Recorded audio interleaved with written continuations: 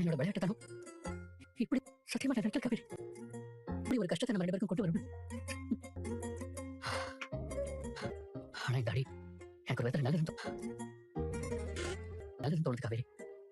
நிறைய யோசிக்கிறேன். சொன்னார் இது எனக்கு பெரிய லெசன். தாத்தா சொன்னார் இது வரைக்கும் பார்த்த எல்லாத்தையுமே என்னோட பெர்ஸ்பெக்டிவ் இப்ப எல்லாத்தையும் வேற மாதிரி பாக்குறேன். பெர்ஸ்பெக்டிவே மாறுது.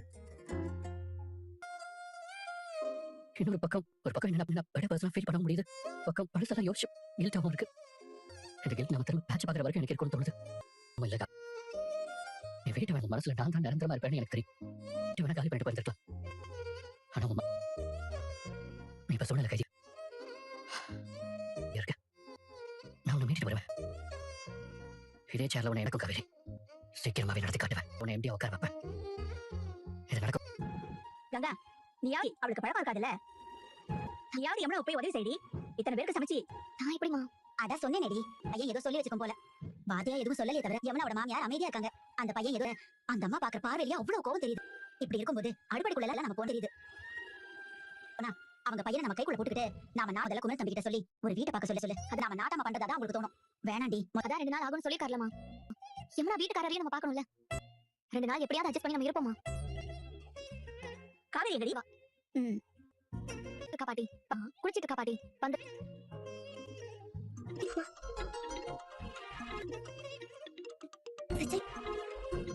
ஏய் யாரடி? விஜய் மாமாக்கா. விஜய் மாமா தான் கால் பண்ண. திரும்ப வந்த பையன் தானே நினைச்சேன். நீ அமத்தி போடு நினைச்சேன். இதுக்கு தான் அமத்தி போட சொன்னேன். இப்பவும் நான் சொல்றத கேட்க கூடாதுங்கிற முடிவுல தான் இருக்கியா? நான் அவர் கூட பேசல. ஆனா அப்படி கட் பண்ணல என்னால முடியாதுலமா. கட் பண்ண முடியாதுன்னா அப்ப இன்னும் எல்லாத்தையும் பார்த்தும் இன்னும் எதுக்கு இந்த நம்பினமா அந்த பையன் நடக்கதா இருக்கியா? இவ்ளோ நடந்துட்டீங்க. சகேட்ட போது அவங்க என்ன நினைப்பாங்க? சத்தம் போடாம ஏமா நிவே நம்ம காதுல ஏற்கனவே நக்கலா பேசிட்டு இருக்காங்க. இப்ப நீ அவ ஆனா அவ எப்படி பேசுற பாத்தியா? காவேரி அவ கூட கொடுக்குற மாதிரி பேசிட்டு இருக்க. சத்தம் போட கூடாதுன்னு தான் நான் நினைக்கிறேன். ஒரு வருஷம் வாழ்ந்துருக்காமா. அவரை சங்கடப்படுத்துறதுக்கு முடியாதுமா. பட்டவே எல்லாத்தையும் மாத்திரம் மறந்துடணும்னா எப்படிங்க? புரிஞ்சுக்கோமா. என்ன எப்படிமா? கொஞ்ச நாள் ஆகும்ல. சரி 1 வருஷம் வாழ்ந்தா நடிச்சானு காவேரி நல்ல விதம் சொல்லு. சொல்றேன் மனசு அலப்பாய விடாம ஒரு முடிவா போன் எடுத்துட்டு எங்க போற? முடிவா எடுத்துட்டு அதுல உறுதியாயிரு. இந்த நர்மதா கொஞ்ச நேரம் மாடியில நின்னுட்டு வரேன். சொல்லுங்க. 2 நாள்ல வீடு ரெடி ஆயிடும் சொன்னீங்க சார். இப்போ பெயிண்ட் அடிக்கல சார். டிக்கலன்றீங்க. எங்களுக்கு உடனே வீடு வேணும் சார். ஒரு வாரம் எடுத்து சொல்லிருக்கா. நாளைக்கு வரேன்னு நம்பிக்கை. தம்பி பெயிண்ட் அடிக்க ஆளே கிடைக்கலப்பா. வேலையாளங்க வரேன்னு ஒரு சொல்லிருக்கா. பார்க்கலாம் சார். அப்படியே லேட் ஆனாலும் இன்னும் 1 வாரத்துக்குள்ள வேலை உண்மையாவே நாளைக்கு வந்துவாங்களா? அதெல்லாம் சொல்ல முடியாதுப்பா. அப்படியே லேட் ஆனாலும் இன்னும் 1 வாரத்துக்குள்ள வேலை. ஆமா எதுக்கு நீங்க இவ்வளவு அவசரப்படுறீங்க? நாங்க வீட காலி பண்ணிட்டு இவர் என்னோட சகல தான். இருந்தாலும் அவங்களுக்கு கஷ்டம் கொடுத்து இவரோட வீட்டுல தான் சார் இருக்கும். ஓ கஷ்டப்படாதுல்ல அதான் சார். அண்ணே வீட்டுல இருக்கிறது என்ன பிரச்சனை? பிரச்சனை எல்லாம் ஒண்ணும் நினைக்கிறேன். இந்த வாதல ரெடி ஆயிடும் சொல்றாருல. எங்க வீட்டுல ஒரு மாதிரி சங்கடமா இருக்கா. அது வரைக்கும் நம்ம வீட்டுல இரு. நீ பெயிண்ட் அடிக்கலையா? அதெல்லாம் ஒண்ணு வேணாம். இல்ல நிவினே லேட் ஆயிட்டே இருந்தா அத்தை திரும்ப ஊருக்கே போ. சார் நான் பக்காவுக்கே போறேன்னு சொல்லுவாங்க. அதை யோசிச்சு தானே சொல்றேன். பக்காவா பண்ணிடுவோம் சார். நீங்க அனுமதி மட்டும் கொடுங்க. சரிப்பா பெயிண்ட் எல்லாம் கூட வாங்க. சரி சார் நாளைக்கு வந்து வேலையை ஆரம்பிச்சிடும். சரி கூட வாங்கி வச்சுட்டேன். நீ ஆளை எல்லாம் கூட்டிட்டு வந்து டக்குனு வேலையை ஆரம்பிச்சிடும். சார் வீட்டுக்கான அட்வான்ஸ் பண்ணி எடுத்துட்டு வந்துருக்கேன். பால் காய்ச்சல் அன்னைக்கு மீதி கொடுத்துறேன் சார். வந்துருக்கேன். 10,000 ரூபாய் கம்மியா இருக்கு சார். சார் கரெக்டா கொடுத்துருங்க சார். வேணும்னா நாளைக்கு பெயிண்ட் அடிக்கிற வரப்ப கூட நான் மீதி பணத்தை கொடுத்துறேன் சார். மாடலாம் நீங்க கேட்கற மாதிரி நாங்க வச்சுக்க மாட்டோம். அண்ணே இரு சார். ஏய் அதெல்லாம் வேணாம்டா. நான் பாத்து பேலன்ஸ் மட்டும் நான் கொடுக்குறேன். உங்க ஃபோன் நம்பர் மட்டும் சொல்லுங்க. நான் ட்ரான்ஸ்ஃபர் பண்ணிடுறேன். பாத்துட்டு பரவாயில்லண்ணே. இதுல என்ன இருக்கு சார்? உங்க ஃபோன் கையில கொடுத்துருங்க. இவர்கிட்ட கூட நாளைக்கே நான் வாங்கிக்கிறேன். ஃபோன் நம்பர் சொல்லுங்க. இல்ல தம்பி கொடுக்கறது ஒன்னும் பிரச்சனை இல்ல. நீங்களே பெயிண்ட் அடிச்சா அந்த அமௌண்ட் கழிச்சிட்டு மீதி கொடுங்க. அப்புறம் பெயிண்ட் அடிக்க 4000 ரூபாய் பேசிருக்கா. சரிங்க சார். நாங்க நாங்க வரோம் சார். ரொம்ப நல்லது. சார் வரோம். Thank you. அப்போ சரி காரையக்கா இன்னும் அவரை நம்பிட்டு இருக்கா.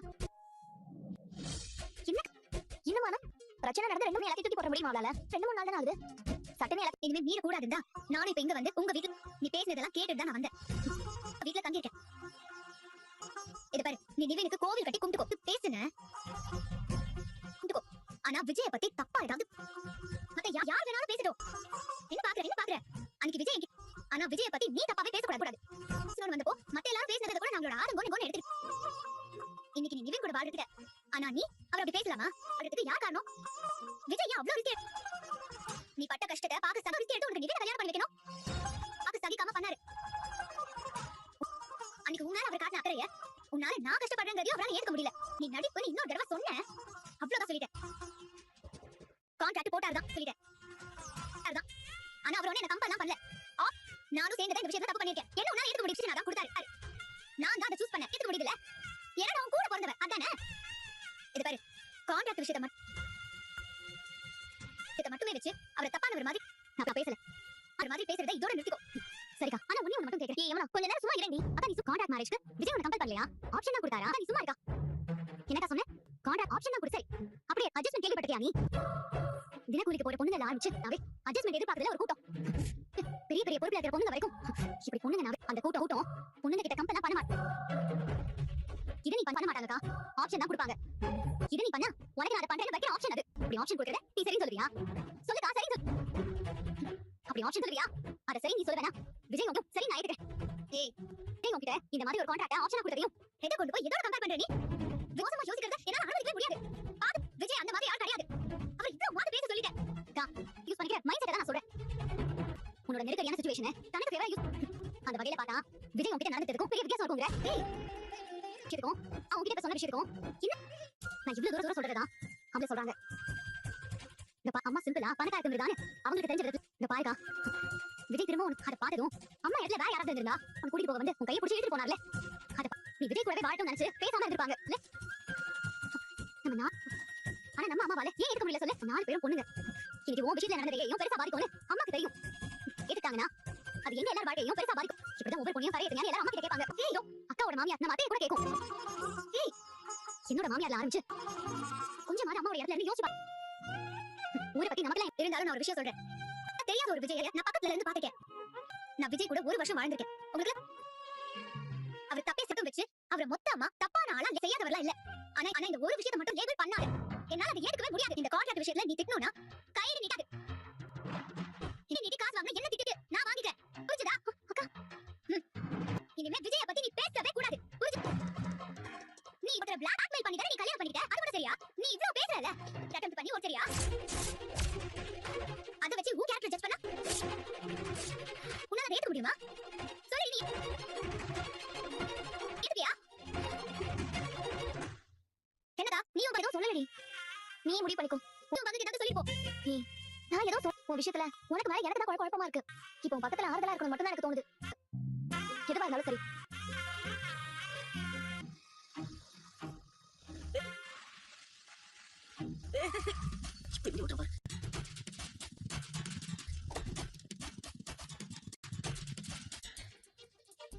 நான் உங்ககிட்ட கொஞ்சம் வண்டி ஏத்தி வேணா. நான் உங்ககிட்ட கொஞ்சம் கதை வழி மறைச்சேன். அதுக்கான தேவை எனக்கு இல்ல. உங்ககிட்ட பாருங்க, உங்ககிட்ட சண்டை போடவா ஆர்கியூ பண்றதுக்கான வரல. கிட்ட பேசுறதுக்கு எதுவுமே இல்ல. வண்டி முதல்ல நான் கரெக்ட் பண்ணனும்.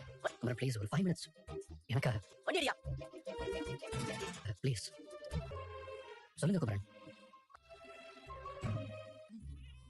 நீங்க தான் ஹெல்ப் பண்ண. நான் ஃபோன் பண்ணாலும் எடுக்க மாட்டீங்களா? எனக்கு நான் ஹெல்ப் பண்ணணுமா? என்ன பேசுறீங்க நீங்க?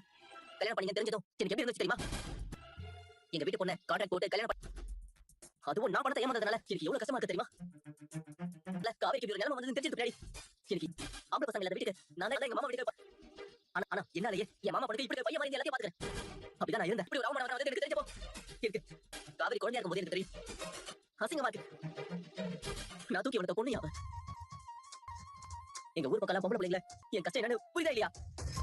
குலசாமி மாதிரி பாப்போம். ஆனா நீ எங்க வீட்டு பிள்ளைய இப்படி 1 வருஷத்துக்கு எங்க நெருக்கடியை பயன்படுத்தி சொல்லவே வாய் கூசுதியா? நான் ஆனா என் மாமா குடும்பத்து மேல நான் வச்ச பாசம் பெருசு. நான் பெருசா யோசிக்க தெரியாதவனா இருக்கலாம், சம்பாதிக்க தெரியாதவனா இருக்கலாம். அதை நினைச்சு எனக்கு தூக்கமே இல்ல. பாருங்க, உங்க வலியை நான் புரிஞ்சுக்கிறேங்க. நிஜமாவே எனக்கு தெரியாம நான் அப்படி ஒரு தப்பு பண்ணிட்டேன். ஆனா எடுக்க ஆரம்பிச்சேன். கேட்ட நான் பண்ண தப்போட சீரியஸ்னஸ் புரிஞ்சு அதை சரி பண்ணணும் கொஞ்ச நாளே நிவின் கிட்ட கூட வெயிட் பண்ண சொல்லி நான் சொன்னேன்.